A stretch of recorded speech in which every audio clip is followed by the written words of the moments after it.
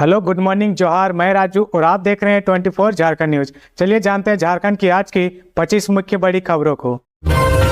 झारखंड में 6 अप्रैल से बारिश होगी, 5 तक चलेगा हीट वेव, अलर्ट जारी। झारखंड में अप्रैल में ही भीषण गर्मी पड़ रही है। इस प्रचंड गर्मी ने लोगों का हाल बेहाल कर दिया है। आलम यह है कि 11 बजे के बाद लोगों का घर से निकलना मुश्किल हो गया है। कई जगहों में तापमान 35 डिग्री के पार पहुंच गया है। वहीं गोड्डा में तापमान 40 के आंकड़े को पार कर चुका है। वहीं मौसम विभाग की ओर से 5 अप्रैल तक हीट वेव को लेकर अलर्ट जारी किया गया है। वहीं 6 अप्रैल से राज्य के कुछ हिस्सों में बारिश के अनुमान है। 6 और 7 अप्रैल को कहीं कहीं गर्जन के साथ बारिश हो सकती है। मौसम वैज्ञानिक अभिषेक आनंद ने बताया कि अप्रैल महीने में 4 और 5 तारीख को राज्य के दक्षिणी पूर्वी हिस्से यानी पूर्वी व पश्चिमी सिंहभूम, सिमडेगा और सरायकेला खरसावां के अलावे देवघर, दुमका, गोड्डा, पाकुड़, गिरिडीह, धनबाद, जामताड़ा और साहिबगंज में हीट वेव का असर देखने को मिलेगा। इसे लेकर विभाग ने येलो अलर्ट जारी किया है। इसके बाद 6 और 7 अप्रैल को बारिश की संभावना है।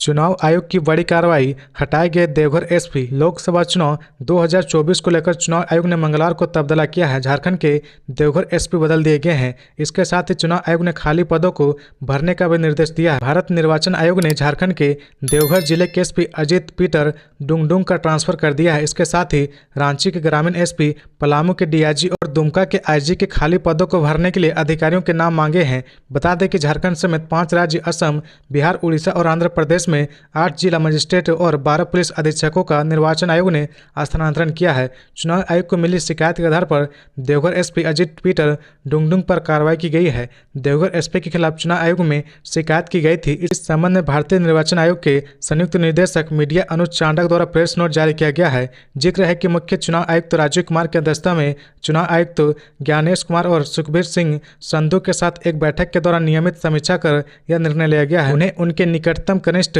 अधिकारी को प्रभार सौंपने को कहा गया है। आम चुनाव 2024 के पूरा होने तक इन अधिकारियों को कोई चुनाव ड्यूटी नहीं दी जाएगी। आयोग ने राज्य सरकार से देवघर एसपी के पद पर पदस्थापित करने के लिए 3 अधिकारियों का पैनल मांगा है। इसके अलावा पुलिस विभाग के 3 रिक्त या प्रभार में चल रहे पदों को भी भरने के लिए कहा गया है। चुनाव आयोग ने दुमका आईजी, पलामू डीआईजी और रांची के ग्रामीण एसपी के रूप में पदस्थापित करने के लिए नामों का पैनल मांगा है। रांची के मांडर में महिला को मारी गई गोली, कल ही एक युवक की हुई थी हत्या। मांडर से एक बड़ी खबर आ रही है। यहाँ अपराधियों ने बूढ़ा खुखरा के पास एक महिला को गोली मार दिया है। गंभीर हालत में महिला को रिम्स रेफर किया गया। गौरतलब है कि एक दिन पहले अज्ञात हमलावर ने मांडर में ही चाकू घोंपकर युवक की हत्या कर दी थी। वहीं एक युवक पर चाकूबाजी की गई थी।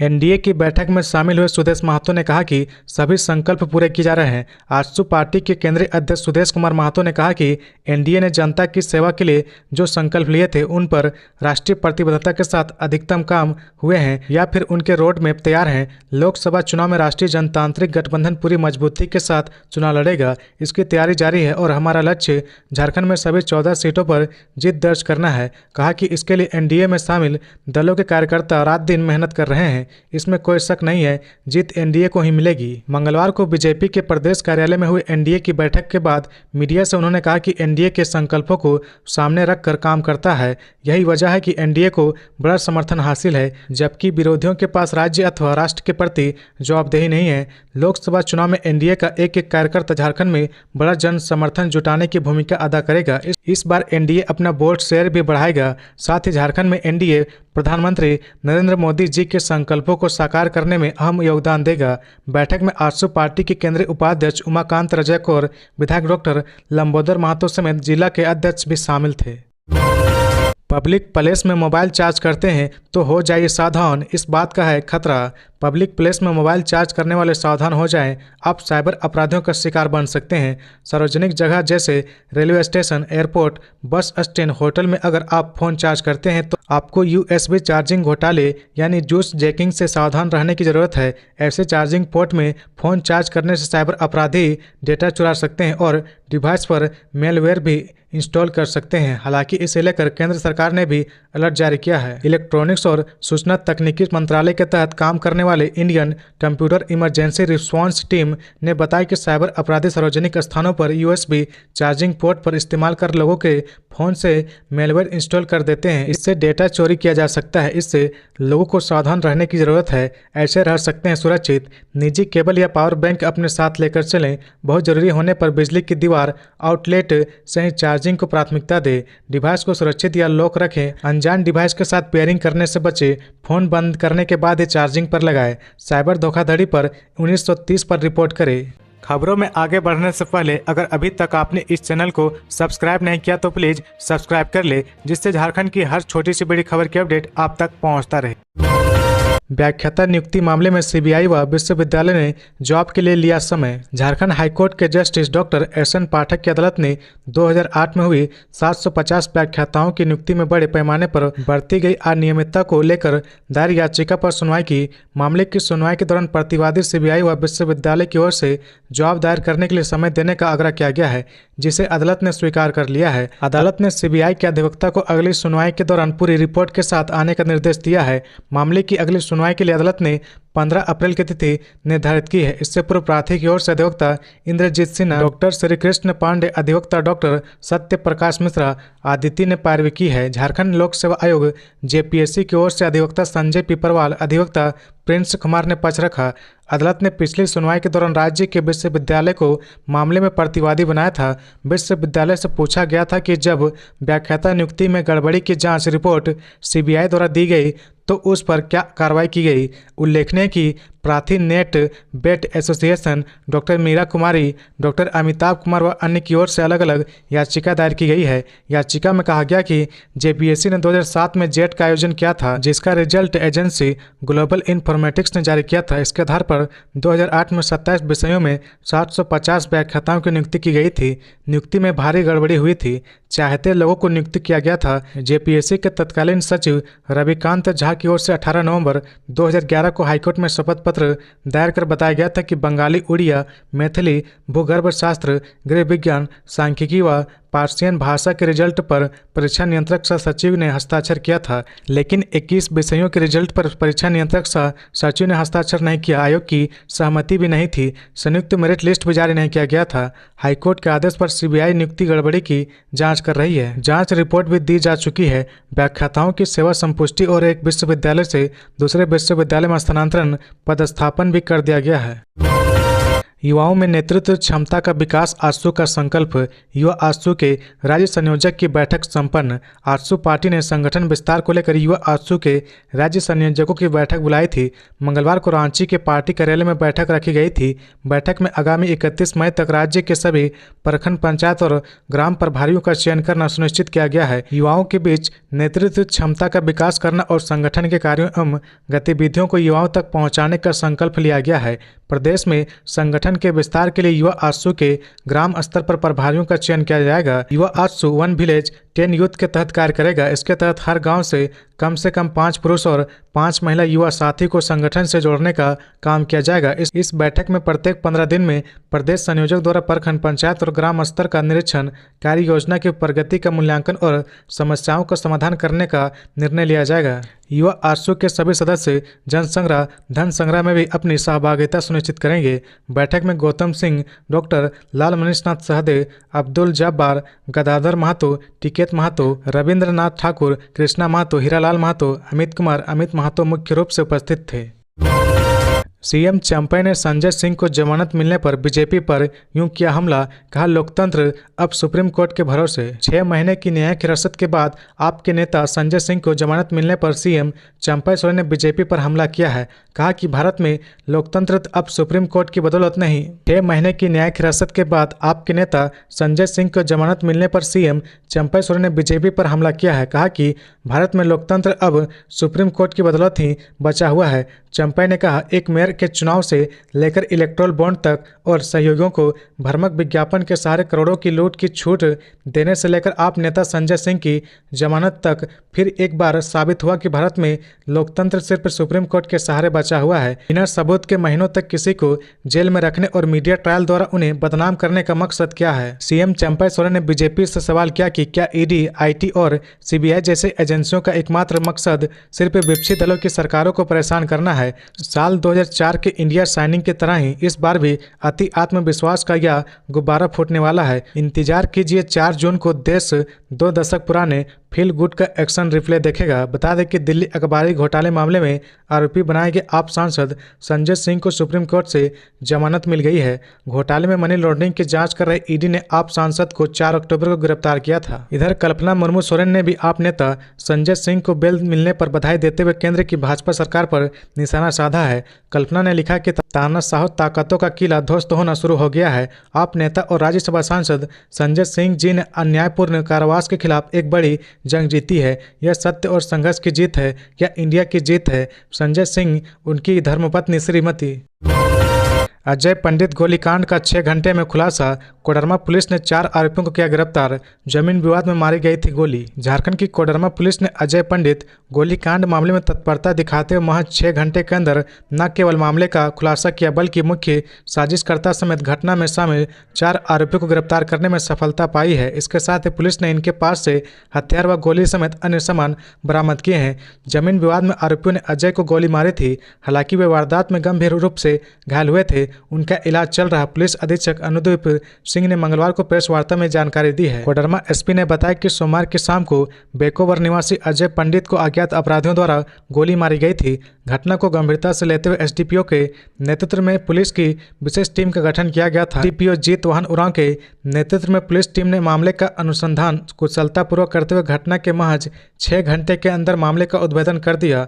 गोलीकांड में शामिल आरोपियों को अलग अलग जगहों से गिरफ्तार किया गया। एसपी ने बताया कि गोली लगने से गंभीर रूप से घायल अजय पंडित को उसके चचेरा भाई विनोद पंडित ने हत्या कराने के इरादे से गोली मरवाई थी। हालांकि घटना में अजय पंडित सिर्फ घायल हुआ है।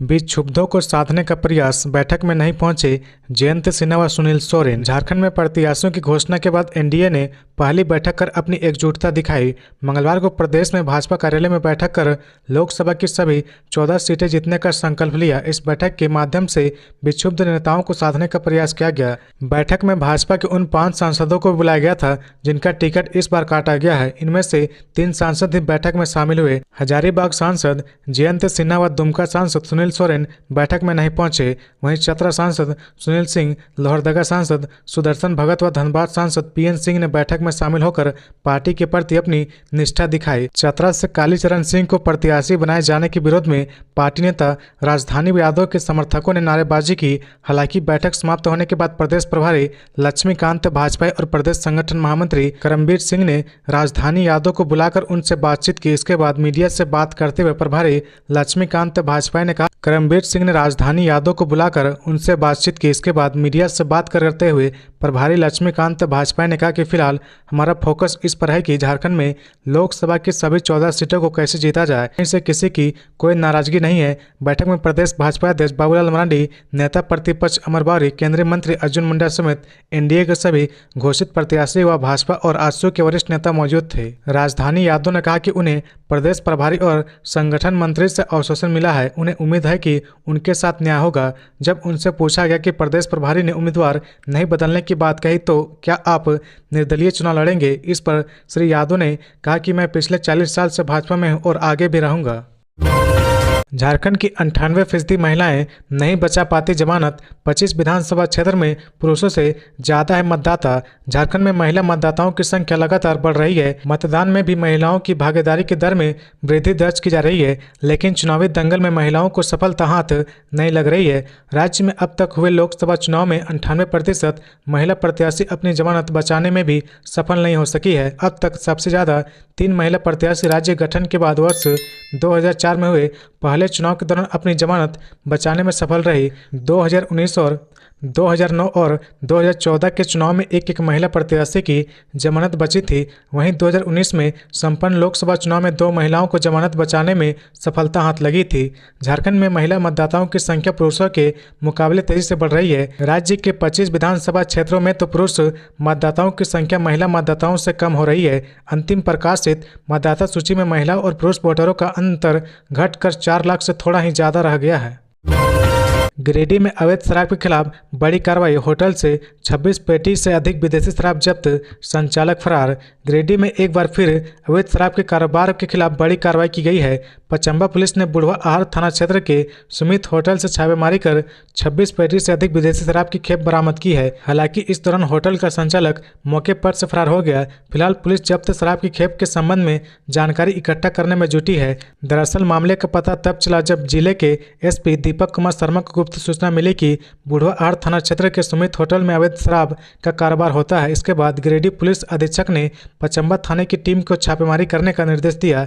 छापेमारी के बाद इस जगह से 26 पेटी से अधिक विदेशी शराब की खेप बरामद की गई। फिलहाल पुलिस जब्त शराब की खेप के संबंध में जानकारी इकट्ठा करने में जुटी है। जानकारी के मुताबिक बरामद शराब की खेप की तस्करी होने वाली थी, लेकिन उससे पहले पुलिस ने धावा बोल दिया। इजहार अंसारी ने कोयले की कालाबाजारी में मोटरसाइकिलों को ट्रक साबित कर दिया। कोयला व्यापारी इजहार अंसारी ने अपनी फैक्ट्रियों के नाम पर मिले सस्ते कोयले को बनारस और बिहार की मंडी में बेच दिया। इस कालाबाजारी पर पर्दाफाश डालने के लिए उसने कोयले को अपनी फैक्ट्री तक पहुंचाने का दावा करने के लिए फर्जी दस्तावेज तैयार किए। इसमें कोयलवरियों से फैक्ट्रियों तक कोयला पहुंचाने के लिए जिन ट्रकों के नंबरों का उल्लेख किया गया है, जांच में वे मोटरसाइकिल के निकले। इजहार अंसारी के पास ऐसी 13 कंपनियां हैं जिनके नाम पर उसे केंद्र सरकार द्वारा तैयार नीति के आलोक में कम कीमत पर कोयला मिलता था। प्रवर्तन निदेशालय ईडी ने इजहार के ठिकानों पर छापेमारी के दौरान कोयले के कारोबार से संबंधित कई दस्तावेज जब्त किए थे। इसमें से कुछ दस्तावेजों में इजहार की फैक्ट्रियों का मिले कोयले को कोयलवरी से उठाकर कालाबाजारी के लिए ले जाने का उल्लेख है। इस रजिस्टर में कोयलवरी से कोयला उठाने के बाद ट्रकों को बनारस और बिहार भेजे जाने का ब्यौरा दर्ज है। कालाबाजारी से जुड़े इस रजिस्टर में कोयलवरी से कोयला उठाव की तिथि, बनारस डेहरी भेजने की तिथि और कोयले के वजन का उल्लेख है। इजहार के घर से मिले दूसरे रजिस्टर में इस कालाबाजारी पर पर्दा डालने के लिए कोयले को फैक्ट्रियों तक पहुंचाने के ब्यौरा दर्ज है। इस रजिस्टर में कोयलवरियों से फैक्ट्रियों तक कोयले की ढुलाई के लिए इस्तेमाल किए गए ट्रकों के नंबर दर्ज हैं। एएपी नेता संजय सिंह को जमानत मिलने पर कल्पना सोरेन ने कहा, तानाशाही ताकतों का किला ध्वस्त होना शुरू हुआ। झारखंड के पूर्व मुख्यमंत्री हेमंत सोरेन की पत्नी कल्पना मुर्मू सोरेन सोशल मीडिया पर इन दिनों काफी सक्रिय हो गई है। पति के जेल जाने के बाद उन्होंने हेमंत सोरेन के सोशल मीडिया की कमान संभाल ली है, जिस पर आए दिन वह कोई न कोई पोस्ट करती है। मंगलवार को उन्होंने आप नेता संजय सिंह को बेल मिलने पर बधाई देते हुए केंद्र की भाजपा सरकार पर निशाना साधा है।